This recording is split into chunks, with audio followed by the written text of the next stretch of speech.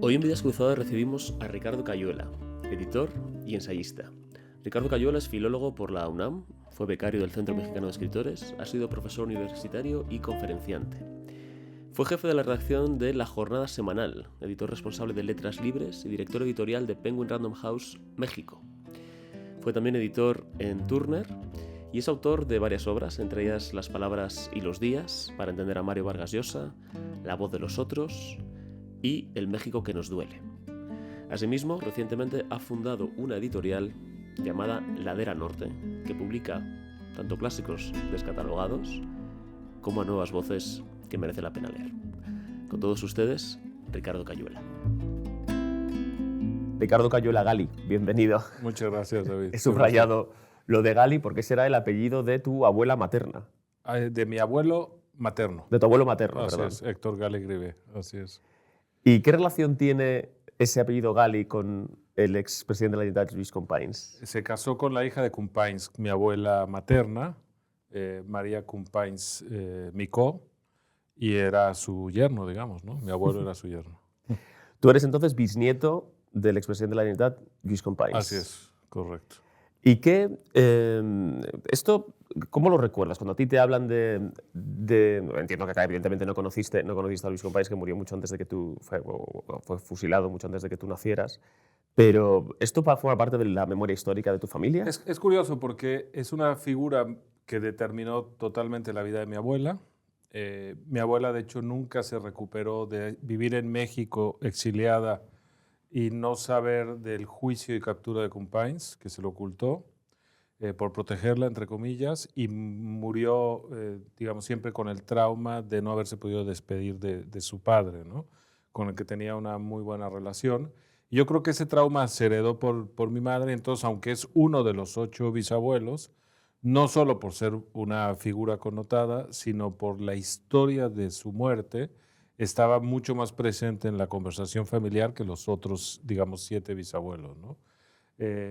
Curiosamente, una figura bastante distinta a cómo se lee en España hoy, porque Companys es emblema de los nacionalistas catalanes por su muerte, digamos, de mártir de la causa, por decirlo de alguna forma, y yo creo que hay una distorsión en la forma en que se interpreta su figura. Y también hay una distorsión, por lo tanto, entre todos los que lo odian o atacan, algunas veces de manera gratuita o injusta, ¿no?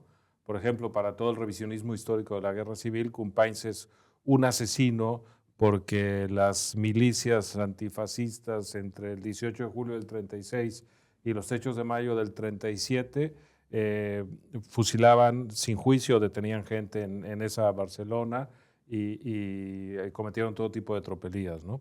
Cuando él, pues evidentemente no era responsable de esos crímenes, ¿no? Y también creo que era una figura menos nacionalista de lo que se le atribuye, mucho más republicano que catalanista, aunque la deriva final de la guerra civil lo llevó hasta un cierto catalanismo, ¿no? Y una figura problemática de entender, fascinante al mismo tiempo, con el error político más grande de la historia de Cataluña, que es el levantamiento en octubre del 34, que no es un golpe contra la República, sino seguir el levantamiento de la izquierda contra la derecha, injusto y equivocado, pero no era algo aislado de Cataluña, era en sintonía con la rebelión minera de Asturias o con la huelga general que había convocado el PSOE histórico, etcétera, ¿no? Entonces, una figura muy compleja, muy atractiva, en mi familia completamente idealizada, sobre todo por mi madre, de la que no se puede hablar en términos críticos y es pura emoción, ¿no? Y a mí me interesa mucho el personaje, pero por leerlo de manera más compleja, ¿no? Pero curiosamente ese personaje tan idealizado, tú lo miras de una manera bastante objetiva, ¿no? Y con una cierta distancia histórica, y tus posiciones actuales pues están muy lejos de esos dos extremos que has descrito, ¿no? Los nacionalistas que lo idealizan y que lo han convertido en mártir, y quienes lo han convertido en uno de los villanos también del año 36, ¿no? Así es difícil, digamos, reconciliarte con tu pasado, pero yo creo que uno no debe ser esclavo de sus familiares, ni para bien ni para mal. y tiene que construir su propia visión del mundo, ¿no? De hecho, el propio Companys lo hizo. Si uno quisiera ser, digamos, fiel a su legado, él era hijo de noble por parte de madre y de terratenientes por parte de padre y de madre también, ¿no? Y sin embargo, todo su empeño fue la república, que es lo contrario a los títulos nobiliarios, y, digamos, un socialismo muy partidario de los obreros y los campesinos desposeídos, ¿no? Y por lo tanto él luchó contra su herencia. Entonces, una forma de ser leal a Companys, en mi caso, es ser muy crítico del nacionalismo catalán, que me parece un error absoluto, ¿no? En México, México acogió, bajo el presidente Cárdenas, a buena parte del exilio español, ¿no? Y fue, además, creo que junto con la Unión Soviética, el único país que nunca reconoció a Franco, ¿no? Y el régimen de Franco.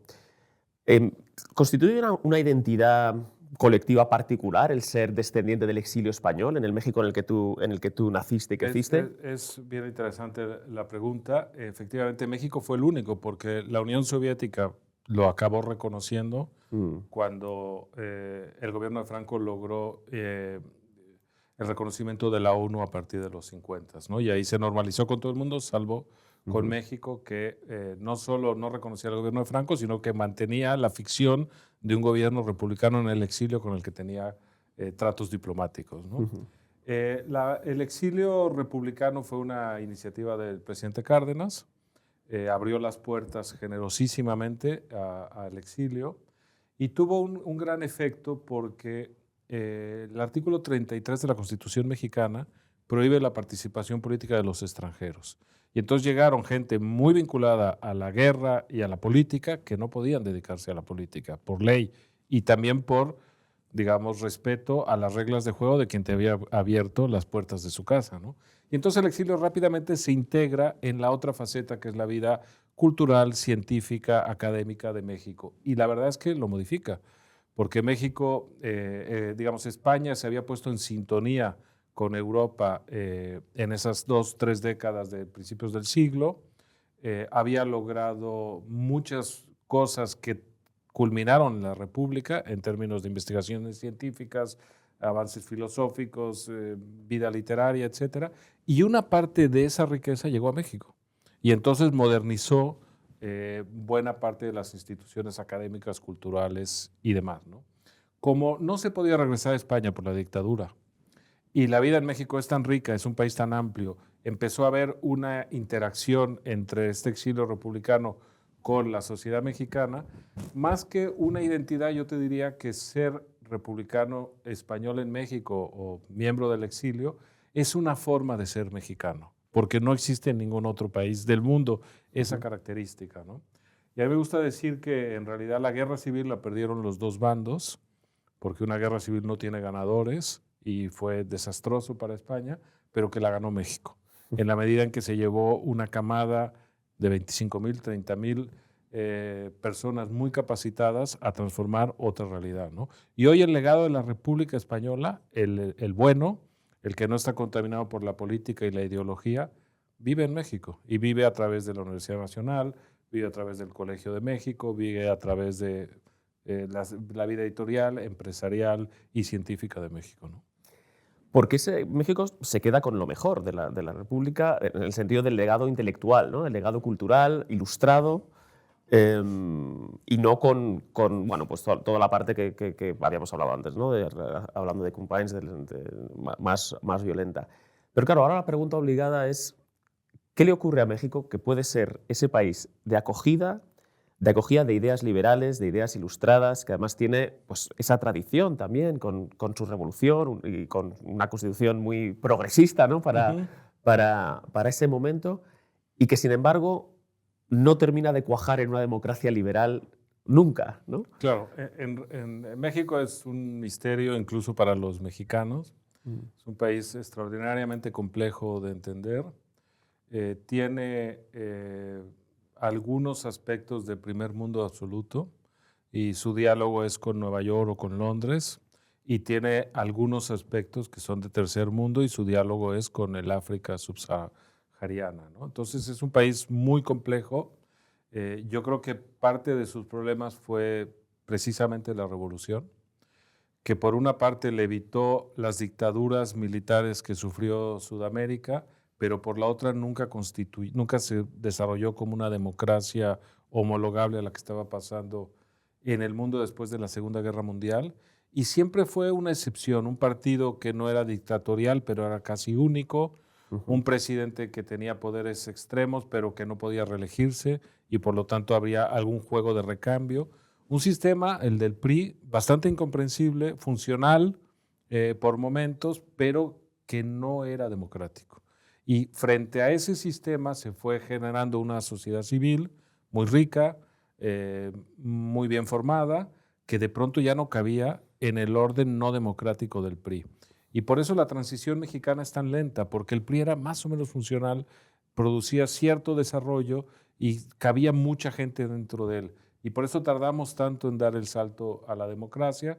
Se logró hasta el año 2000, la primera alternancia en el poder en México y las primeras elecciones libres plenamente se dan en el año 2000 y nos duró relativamente poco, porque al mismo tiempo el gobierno actual es un gobierno de clara regresión autoritaria, ¿no? Entonces, yo creo que hoy la sociedad civil mexicana es mayoritariamente democrática y nos falta hacer que lo que sucede en la calle suceda también en el gobierno. Ahora, es una explicación muy larga y muy incompleta y podría decir otras muchas cosas. Claro, es claro, muy sí, no, difícil, ¿no? pero es un tema apasionante. ¿Cuál dirías que es el principal? Porque claro, hay problemas que son institucionales y luego problemas que son más de naturaleza social, ¿no? Claro. ¿Dirías que la seguridad es el principal problema de Sin México? duda. Digamos, si tú me dices cuál es el gran problema de España, yo diría la relación entre lo público y lo privado y la pirámide poblacional y probablemente la estructura institucional entre poder central y poder regional, ¿no? Digamos, tiene esas tres fracturas que anticipan crisis. Si tú dices el principal problema de México, la cultura de lo lícito o lo ilícito, ¿no? Es un país que no respeta la ley, que está lleno de buenas leyes, muchas muy retóricas y muy ampulosas, y que nadie cumple en un grado, además, cotidiano. Por ejemplo, el reglamento de tránsito. Simplemente existe y no se cumple y no pasa nada. Y eso hace que haya una relación con lo ilícito del mexicano en general muy peligrosa y muy preocupante. Siempre además había una complicidad entre el crimen y el gobierno del PRI, que lo controlaba. El gobierno era parte del crimen, ponía límites, pero al mismo tiempo estaba organizado y dependía de él, ¿no? Cuando se rompe ese sistema, el crimen se fragmenta, se independiza del poder político, pero con todo el poder y con las armas. Y en una sociedad que es muy permeable a cualquier negocio o a cualquier transacción que suceda del lado no legal. Entonces, claro, el problema de México es gigantesco. Y cuando se intenta imponer el orden desde el gobierno, se hace además sin estrategia, con mucha violencia. Lo intentó el gobierno de Felipe Calderón, por ejemplo, y no lo consiguió porque era demasiado burdo el enfrentamiento sobre una realidad muy compleja. Entonces, claro, el gran problema de México es que efectivamente la violencia transforma los números. De las 10 ciudades más violentas del mundo, 8 son de México.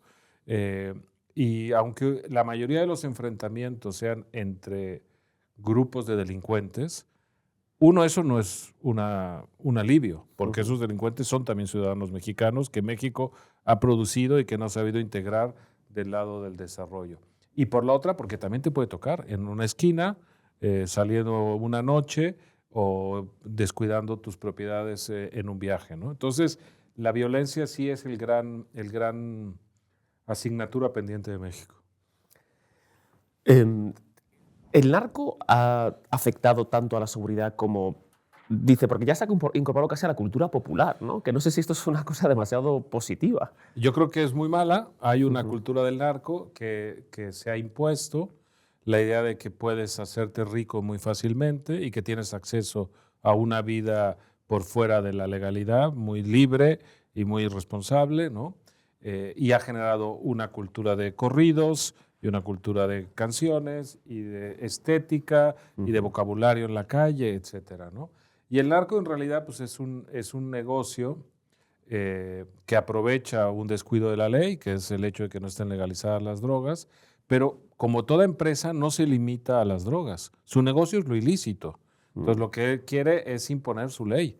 En los territorios donde no hay policía, pues le cobra derecho de piso a los negocios, cobra impuestos, secuestra, trafica con personas, todo el tráfico de cualquier material ilícito, además de las drogas, por ejemplo, la madera, las maderas preciosas de la selva, etcétera, etcétera, etcétera. Entonces es un problema inmenso que este gobierno ha agravado, porque en lugar de seguirlo combatiendo, lo que ha decidido es pactar con él de manera ominosa, ¿no?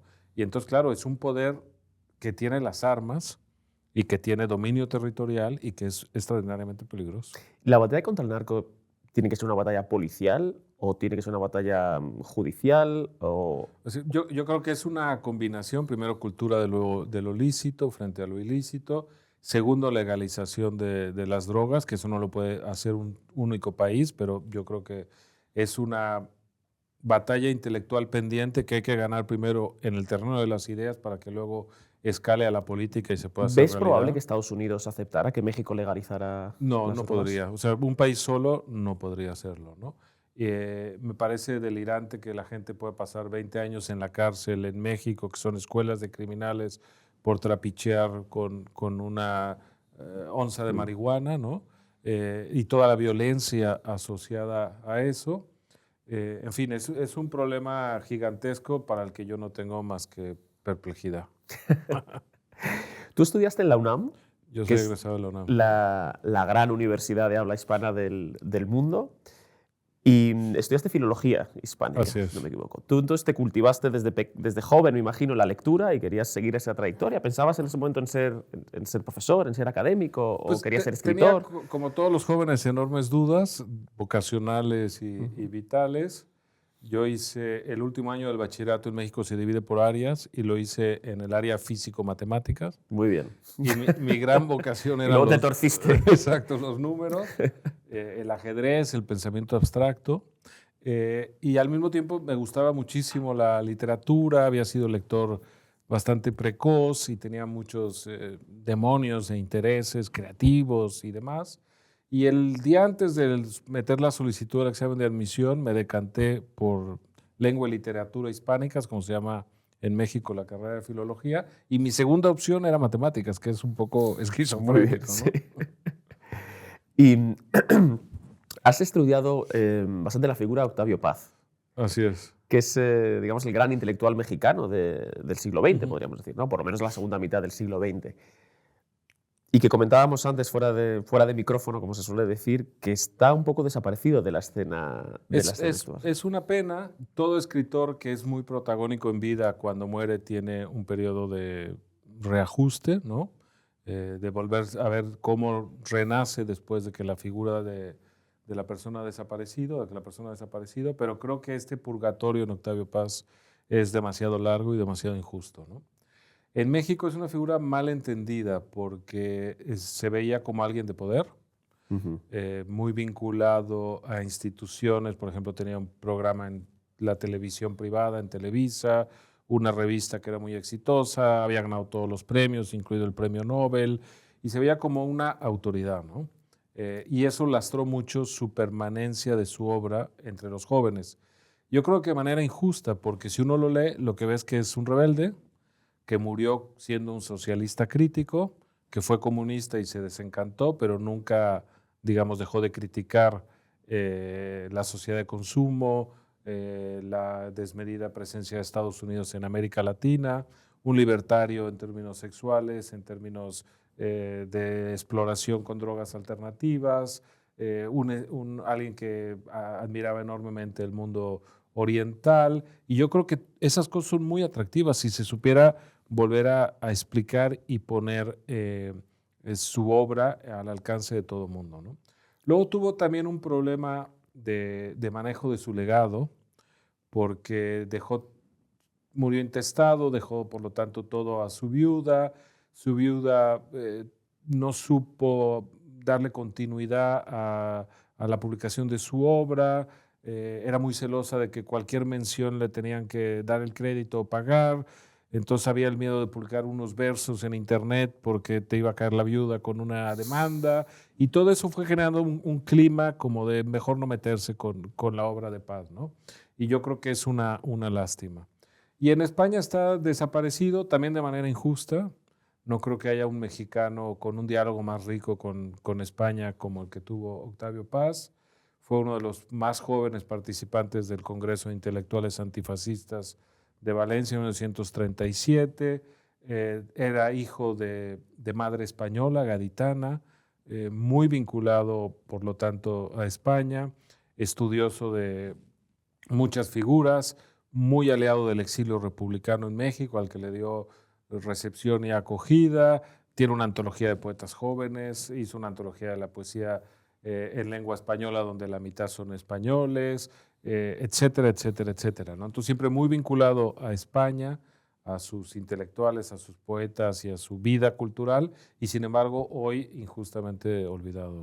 Es muy interesante lo que dices claro, tiene que sobrevivir a su propia fama, ¿no? Que es una cosa muy, muy complicada, que a veces también un poco por el afán académico y periodístico de querer descubrir, ¿no?, un escritor al que nadie conocía, pues hay menos interés bueno, en reivindicar a alguien que era tan famoso, ¿no? Sin duda, y yo creo algo que habría interesante. que Es un fenómeno curioso. descubrirlo de nuevo, porque tiene libros increíbles.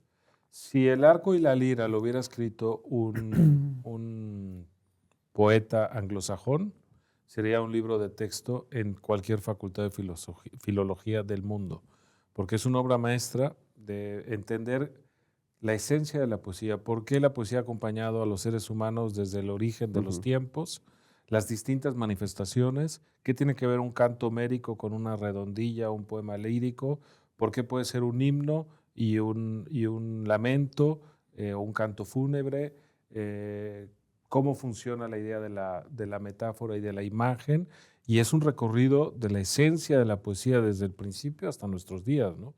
O pienso, no sé, hay tantos libros que tienen esa fuerza y que sin embargo no tienen el público que merecerían, ¿no?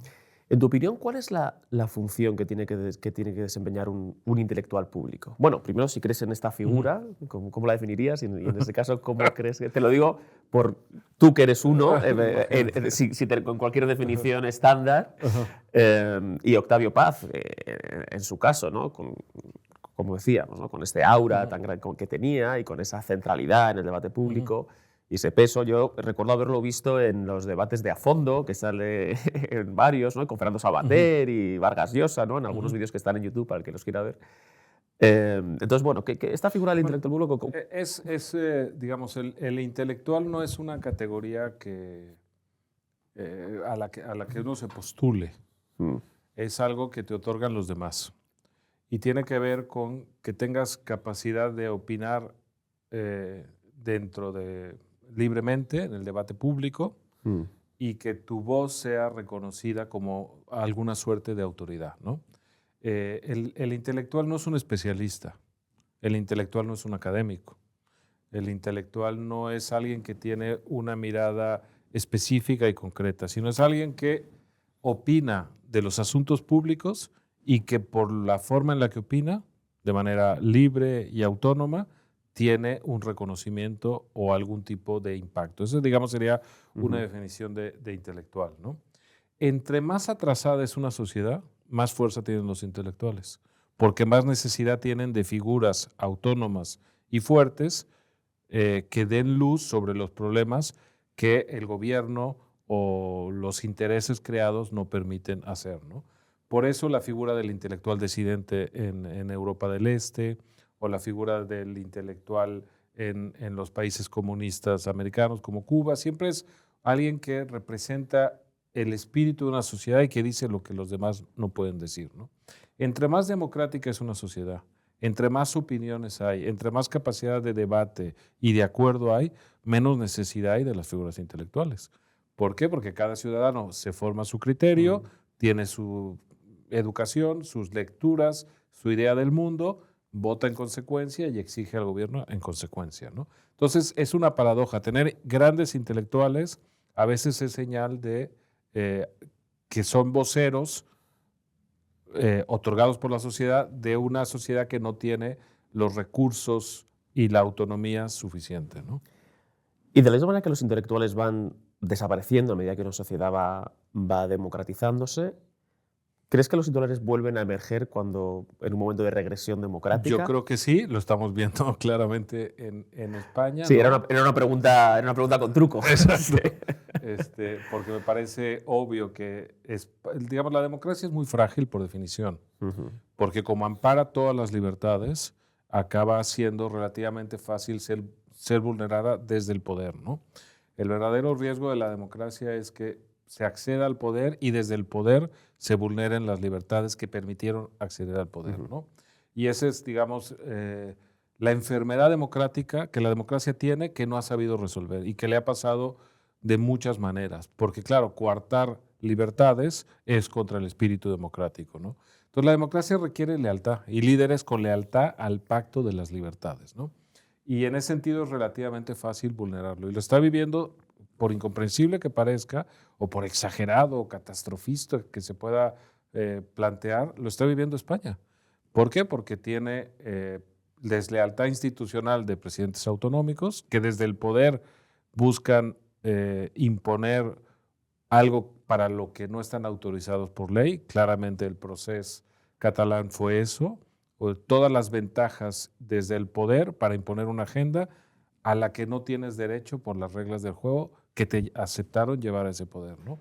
Y ahora lo está viviendo increíble, incomprensiblemente, desde el gobierno central también, ¿no?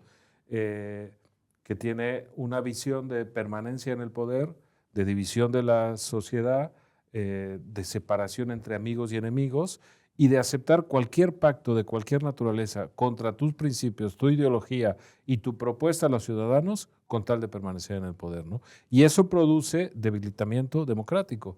Incluso también produce la idea de algo también muy peligroso para la democracia, que es el cinismo. Como si toda la participación pública fuera una mascarada.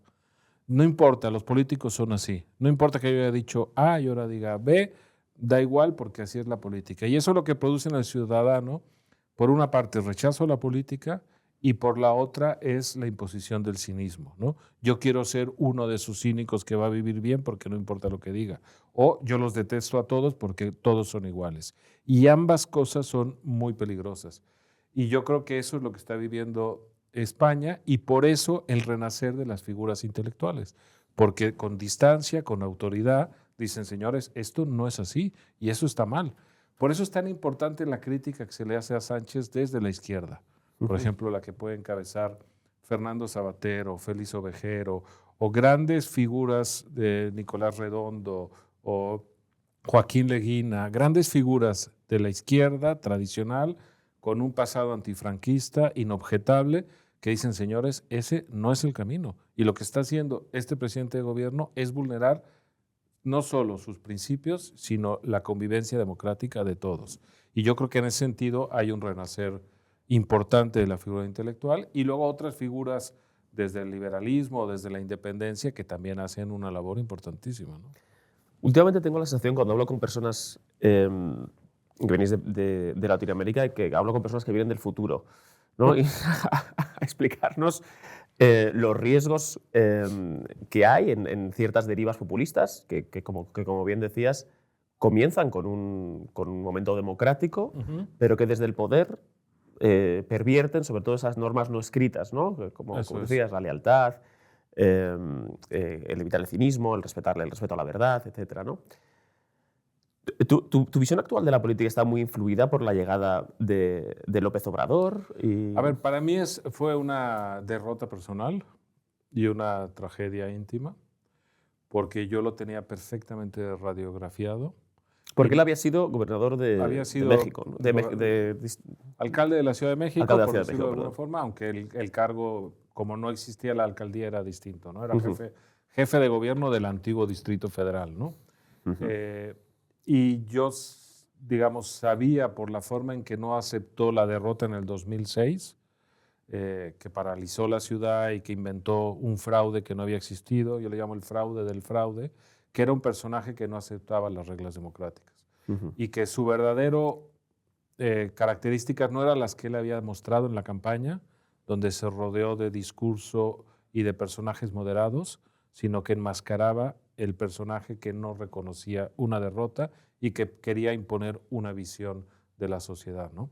Y me pareció que la sociedad mexicana, que lo votó masivamente, pensó que las conquistas democráticas que se habían obtenido, libertad de expresión, institucionalidad, transparencia electoral, separación de poderes, etcétera, eran ganadas para siempre. Y no, son sumamente frágiles y las pusieron todas en riesgo, ¿no?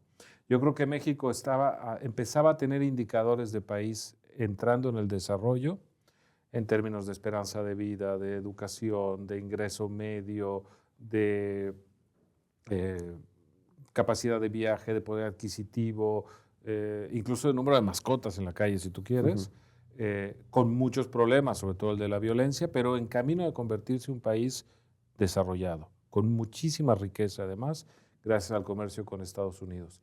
Y todo eso entró en riesgo por la llegada de López Obrador, ¿no? Y me da mucho coraje porque es un regreso de 20 años. Son gobiernos que duran 6, pero que te cuestan 20 recuperarlos, ¿no? Ha sido catastrófico también porque el gobierno de México nunca supo reformarse. Entonces era un gobierno que venía de la corrupción del PRI y la forma en que la democracia intentó transformarlo fue crear instituciones al margen de ese gobierno. Un sistema de acceso a la información o un sistema electoral o una procuración de justicia por fuera del horror del gobierno. Para Como evitar la metástasis, digamos. eso, ¿no? como órganos autónomos, el de información estadística, etcétera. Y este gobierno lo que dice es, todo eso son inventos neoliberales, lo voy a cortar. Y entonces opera desde el viejo gobierno corrupto mientras va cercenando los órganos autónomos. Entonces el daño que está haciendo al sistema democrático de México es integral, ¿no? Porque efectivamente había mucha desconfianza tú mismo, ¿no? Seguramente tenías desconfianza de lo que era el gobierno mexicano. Y sin embargo, con Peña Nieto tuviste la ocasión de desempeñar un cargo institucional. Así es. Y cambió tu visión, ¿no? De lo que era estar ahí dentro. En realidad, digamos que yo, desde el 97, que hubo alternancia en el Congreso de los Diputados y la llegada de un alcalde de la ciudad de oposición, y después en el 2000 que hubo alternancia en el Poder Ejecutivo, yo entendí que México estaba ya en un sistema democrático con muchas imperfecciones, pero que no se cuestionaba la idea del sistema democrático, ¿no? Y por lo tanto ya era lícito participar o no de un gobierno a invitación, si tú querías o podías, ¿no? Antes, por ejemplo, con el PRI me hubiera parecido totalmente inaceptable, ¿no? En cambio, en un sistema democrático, bueno, una invitación a formar parte de un equipo de trabajo, pues lo valoras ya no traicionando tus principios, ¿no? Y es un poco lo que me sucedió con esta invitación. También hay que decir que el sistema cultural mexicano se mantenía de manera bastante al margen del poder ejecutivo, ¿no? Eran instituciones creadas durante muchos años, la parte luminosa del legado de la revolución y del gobierno del PRI, una relación bastante privilegiada con la comunidad artística, es decir, que el gobierno, las áreas de cultura no se veían como el gobierno, sino casi como unos aliados, ¿no? Por ejemplo, cuando había recortes presupuestales, no solo lo pedía la comunidad artística, sino los responsables frente al gobierno, como si fueran los voceros de la comunidad artística. Entonces, entrar al área cultural tampoco me parecía una traición, ni mucho menos. Y además la invitación la hizo alguien que yo admiro muchísimo, Rafael Tovar de Teresa, que murió tristemente hace unos años de cáncer y que era una figura como André Malraux para la cultura mexicana, ¿no? Creador de instituciones, muy carismático, extraordinariamente culto y sofisticado, y la invitación fue de él directamente, ¿no? Ahora, sí es cierto lo que preguntabas. Una vez que entras al gobierno, te das cuenta que tu visión desde fuera es muy cómoda y que es muy fácil criticarlo todo y que hay realidades presupuestales, sindicales, estructurales, hasta de infraestructura física que hacen que la acción del gobierno pues, pueda tener un desempeño u otro, ¿no? Al mismo tiempo, desde el gobierno se pueden hacer muchas cosas y transformar realidades de una manera mucho más fácil. El intelectual sueña cosas y el político las puede ejecutar y las puede hacer, ¿no? Y en ese sentido mi experiencia fue magnífica por toda esta combinación, ¿no? Cuando Tu actividad profesional hasta ese momento, porque esto estamos hablando ¿de qué años estamos hablando? Es una invitación en el 2013, principios del 2013, para incorporarme inmediatamente a ese gobierno, ¿no? Tú habías sido editor de Letras Libres hasta 2012, ¿no? Si no me equivoco, ¿no? O sea, que es claro, justo en ese momento.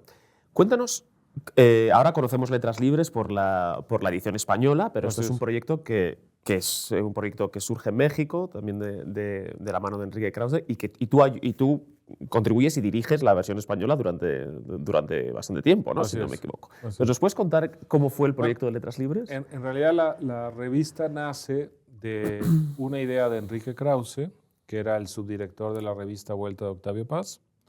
Cuando muere Paz, la idea es qué se hace con la revista Vuelta. Por una parte, muy vinculada a la obra y la figura de Octavio Paz, a sus amigos, a sus intereses, a sus relaciones internacionales, pero al mismo tiempo cumplía una función cultural importantísima en México, pidiendo democracia, articulando el discurso público, etc. Entonces, la gente que había estado cerca de Octavio Paz, empezando por Krause, pero también Gabriel Said, Alejandro Rossi y muchas otras figuras, dicen, bueno, ¿cómo mantenemos este legado sin traicionarlo? Entonces, a diferencia de la revista de Occidente, que a la muerte de Ortega se sigue llamando igual, la gente en torno a Paz en Vuelta dice, no podemos llamar igual a la revista, pero debemos continuarla. Entonces, por eso deciden fundar Letras Libres. Y ahí es cuando Krause me invita a incorporarme al proyecto de refundación de la revista Vuelta de Octavio Paz con un nuevo nombre, ¿no? Yo había trabajado en el periodismo cultural, en un suplemento dirigido por Juan Villoro dentro de La Jornada, que se llama La Jornada Semanal, y por ese trabajo Krause dice, bueno, este joven puede incorporar nuevas voces y una visión distinta a lo que veníamos haciendo en Vuelta. Y ese era, digamos, mi desempeño en el origen de Letras Libres.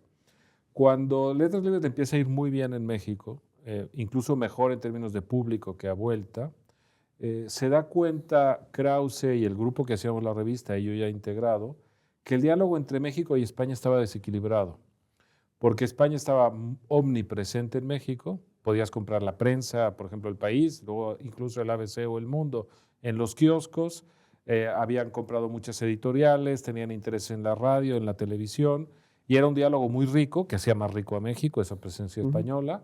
Un mexicano sabía con toda naturalidad quién era Javier Marías o Enrique Vilamatas, pero nos dábamos cuenta que a la inversa no sucedía y que no había ninguna institución o empresa cultural de América Latina en España. Y un poco para cerrar la pinza de esa conversación es que se decide fundar Letras Libres en España. Y Enrique, que me había visto organizar la revista en México, me llama para organizarla en España, ¿no? Y un poco la idea original era traer el legado republicano español, dar a conocer a intelectuales y escritores de México que no se conocen en España y que son importantísimos, y yo creo que se ha conseguido, y por la otra intervenir en el debate público español como una revista sin miedo y con plena libertad de decir las cosas que se piensen desde una ideología iliberal de lo que está pasando en España, ¿no? Con la ventaja que el debate en España está partido por grupos mediáticos y era muy difícil que hubiera una interacción entre intelectuales de grupos distintos en un mismo espacio. Y como nosotros veníamos de fuera y podíamos hacerlo, nos dedicamos a convocar a los mejores de la casa, de cualquier casa, a que participaran en la revista. Entonces fue una revista que decía muchas cosas de la política española sin miedo a intervenir en ella, pero que además traía esta visión de la cultura latinoamericana y mexicana, ¿no?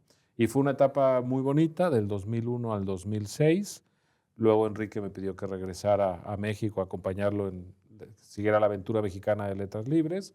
Y hoy, venturosamente, Letras Libres está en manos de Daniel Gascón, que me parece un tipo de primerísima como intelectual, como escritor y como persona, y creo que está encontrando su acomodo de una manera totalmente natural y la está llevando incluso a mayores cuotas, ¿no? Inevitablemente más vinculado a la cultura española y menos rama mexicana, aunque la propia revista, con su sede en México, lo sigue aportando, ¿no? Pero es interesante porque Letras Libres en España prácticamente única en su especie, ¿no? Y que si no hubiera sido de ese viaje desde México, de esa cultura liberal, republicana, desde México, no sé si hubiera sido posible que naciera algo una revista cultural parecida, ¿no? Parece que el ecosistema mexicano es más propicio, más... Es que fíjate, España dio un salto muy raro de la premodernidad a la posmodernidad. Sí. Entonces, hoy la cultura española ya venía de regreso. Y la cultura mexicana es mucho más moderna, de volver a discutir las cosas y las formas, ¿no? Y luego también hay una ventaja de cosmopolitismo latinoamericano, porque para un latinoamericano el diálogo con Estados Unidos es natural, para un mexicano, imagínate, la presencia, el cruce, el intercambio de turistas, de viajes académicos, de negocios cruzados, etcétera, etcétera. Y luego Europa es un continente en sí mismo, que te interesan muchas cosas, Francia, Italia, Inglaterra, España, Alemania, sus diversas miradas, autores, figuras, ¿no? Entonces creo que un latinoamericano tiene una perspectiva como más amplia que un europeo que tiene una cultura tan fuerte en sí misma. Ser francés, bueno, pues pareciera que no necesitaras nada más, o ser inglés, o incluso español, ¿no? Y hace que tu mirada sea más endogámica, más cerrada sobre ti mismo, ¿no? Y yo creo que ese es un aporte de la cultura latinoamericana. Claramente Argentina, ¿no? La mirada absolutamente amplia y cosmopolita, porque además el argentino no tiene las capas de densidad histórica de México, que también producen una riqueza, pero una distorsión en esa mirada cosmopolita, ¿no? Y yo creo que esa es la gran diferencia. ¿Dirías que hay algo también que existía en la República, aunque se recuerda poco y que sigue existiendo en México, que es un respeto o un no tener miedo a las élites intelectuales y culturales? Eso es interesantísimo, creo que sí. Creo que la cultura se debe basar en la idea de excelencia. Hoy solo sucede en muy pocos ámbitos. Uno es el deporte. O corres más rápido los 100 metros planos o no los corres más rápido y hay una excelencia. O sabes tocar el violín o no sabes tocar el violín y ahí hay un nivel de excelencia. Pero en otros ámbitos no solo no existe, sino que se ha deteriorado, ¿no? También creo que un problema de la excelencia o de las élites tiene que ver con la corrupción. Cuando tú, por ejemplo, das premios literarios de manera corrupta, estás perjudicando la idea de excelencia, porque entonces ya no son los mejores, sino los que tú asignas por cualquier otra razón, ¿no? Entonces España tiene un problema de desprecio a las élites y un problema de corrupción en los reconocimientos que deben estar reservados a lo mejor, ¿no? Y en ese sentido creo que en México sí hay un respeto más grande a la excelencia, sobre todo intelectual o académica, ¿no? Cuando tú metes un elemento de corrupción o de interés mediático, fragmentas esa posibilidad. Porque entonces, claro, no es el mejor, sino el mejor de este grupo. Y no solo eso, sino el que le toca porque es el año en que se le tiene que dar. Bueno, pues entonces ya no es excelencia, sino una parodia o una mascarada de excelencia, ¿no? Vamos a hablar de tu faceta de editor, que tiene varios capítulos. Tú primero fuiste editor en Turner, después en Penguin Random House, México, y ahora en tu propia editorial, Ladera Norte, ¿no? Así es. ¿Qué lecciones has extraído de tu etapa en un grupo como Penguin, después en una editorial más pequeña pero tan respetada como Turner, para después lanzarte a esa piscina con un nivel de agua siempre indeterminado, ¿no? que es el de la edición? Bueno, es curioso porque cuando fundamos Letras Libres todo el mundo nos daba más que la enhorabuena como el pésame, ¿no?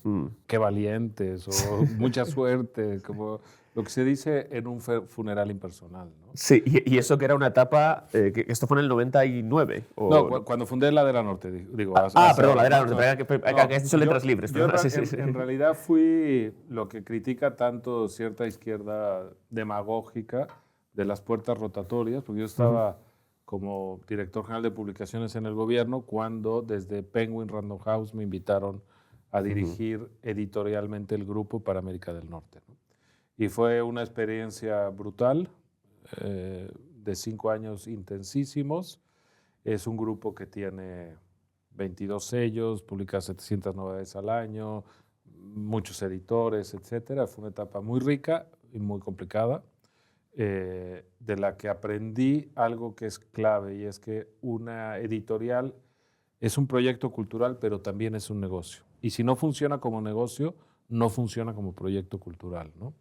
Luego la invitación de Turner fue muy amable y muy bonita, porque Turner es una editorial que siempre ha vivido de los libros de arte y de empresariales, y eso con la pandemia se detuvo.